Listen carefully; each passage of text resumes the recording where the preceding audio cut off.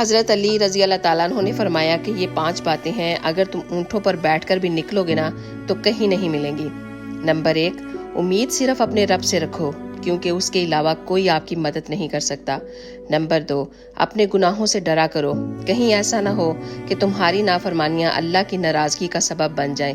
Number 3، اگر تم جاہل ہو، تمہیں کسی چیز کا پتہ نہیں ہے، تو علم کے بارے میں سوال کرنے سے کبھی مت شرمانا، کسی سے پوچھ لینا، تمہیں فائدہ ہوگا۔ نمبر 4، حضرت علی نے فرمایا کہ اگر کسی عالم کو کسی مسئلے کا علم نہ ہو تو غلط بات کو مت پھیلایا کرے۔ اور نمبر 5، ایمان میں صبر کی وہی حیثیت ہے جو جسم میں سر کی حیثیت ہے، تو اپنی زندگی کو ہمیشہ صبر کے ساتھ گزارو۔ سبحان اللہ۔ اور آپ کو پتہ ہے کہ اچھی بات کو پھیلانا صدقہ جاریہ ہے، تو صدقہ جاریہ کی نیت سے اس کو شیئر لازمی کیجیے گا۔ جزاک اللہ خیر۔